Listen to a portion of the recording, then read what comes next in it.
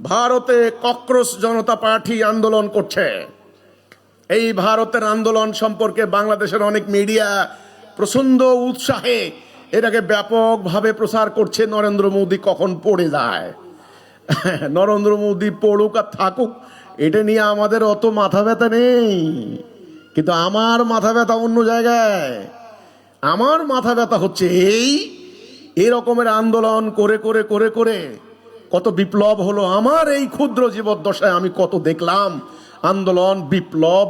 এই বাংলাদেশেও হইল কি বৈষম্য দূর হবে, বৈষম্য দূর হইছে।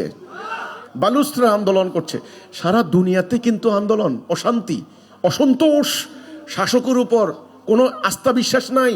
শাসকরা শাসকের উপর জুলুম করছে, অন্যায় করছে। ধনী লোকেরা সম্পদকে নির্লজ্জের মতো শোষণ করছে, দরিদ্রকে শোষণ করছে। সরল মানুষ প্রতারিত হচ্ছে, ধোঁকা খাচ্ছে। এই সমাজে শান্তি আনতে হলে ভারতের যে আন্দোলন হচ্ছে, আমি তাদেরকে লক্ষ্য করে বলতে চাই, ককরোচ জনতা পার্টি তোমরা ওকে, ককরোচ হওয়ার যেই হও, আন্দোলন করো, জীবন দাও, লক্ষ্য হাসিল করতে পারবে না, মুক্তি পাবে না। যদি মুক্তি পেতে হয় আসো, আল্লাহর নাজেল করা হুকুম বিধান, ঐশী বিধান, দিনুল হক, যেটা আরবিতে বললে তোমরা বুঝবা কিনা জানি না। দিনুল হক, সত্য জীবন ব্যবস্থা যেটা আল্লাহর পক্ষ থেকে এসেছে, সেটা দিয়ে রাষ্ট্র চালাও, ভারতবর্ষ চালাও। দেখবা তোমাদের আর এই রাস্তায় সংগ্রাম করে জীবন দিতে হবে না। একবার জীবন দাও, একবার। আমাদের বাংলাদেশেও এরকম আন্দোলন হচ্ছে, হবে হবে। তা আপনি এই ভারতের এই আন্দোলন নিয়ে আমার মন্তব্য একটাই, পরিস্থিতি কিন্তু ভালো না। সোশ্যাল মিডিয়ার কন্ট্রোল কিন্তু আমাদের হাতে নাই। ছোট্টখাট্টো যে কোনো ইস্যু নিয়েই আগুন লাগাই দেয়, রাষ্ট্রের ভিতরে গন্ডগোল সৃষ্টি করে দেয়। আর রাষ্ট্রগুলাও এখন, রাষ্ট্রের কথা ছিল জনগণের অধিকার রক্ষা করবে, জনগণের বাক স্বাধীনতা, জনগণের অন্ন বস্ত্র বাসস্থানের ব্যবস্থা করবে। এই জন্য রাষ্ট্র জনগণ থেকে ট্যাক্স দিচ্ছে।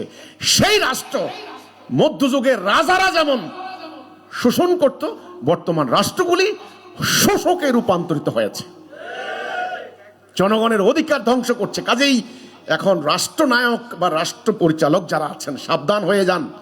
মানুষ এখন ফুঁসে উঠছে, মানুষকে আর দাবিয়ে রাখা যাবে না, বুলেট বোমা দিয়ে আর দাবিয়ে রাখা যাবে না। মানুষ এখন বুক চেতিয়ে দাঁড়াচ্ছে, বলে গুলি কর, গুলি কর। আমরা মানে না খেয়ে মারা যাচ্ছি, ট্যাক্সের জ্বালায় মারা যাচ্ছি, বিদ্যুতের বিল নাই। তাহলে আপনার গ্যাস নাই, গ্যাসের বিল দিবেন। বিদ্যুৎ নাই, বিদ্যুতের বিল দিবেন। রাষ্ট্রীয় সুযোগ সুবিধা নাই, ট্যাক্স দিবেন। হাসপাতালে যাবেন, কোনো আপনার হলো চিকিৎসা নাই। আপনার সন্তান বেকার, আপনার নিত্য প্রয়োজনীয় দ্রব্যমূল্য আপনি কিনতে পাচ্ছেন না, সেখানে গুটি কয়েক লোক হাজার হাজার কোটি টাকার মালিক হচ্ছে। এটা বেশি দিন দাবিয়ে রাখা যাবে না। কাজে রাষ্ট্র হতে হবে জনকল্যাণমূলক, রাষ্ট্রের সম্পদ হতে হবে জনগণের জন্য। এইটা যদি রাষ্ট্রের এখন শিক্ষার আছে। এজন্য আমি বলি, ভারতের এই আন্দোলন অশনি সংকেত আমাদের প্রত্যেকটা রাষ্ট্রের জন্য।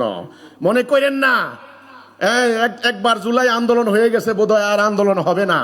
হবে, মাসে মাসে হবে, বছরে বছরে হবে। এই সিস্টেম পরিবর্তন করে আসুন, আল্লাহর দেওয়া ভারসাম্যপূর্ণ ব্যালেন্সড ওয়াসাতা ওটা কায়েম করি, তবে বছর বছর আন্দোলন করতে হবে না।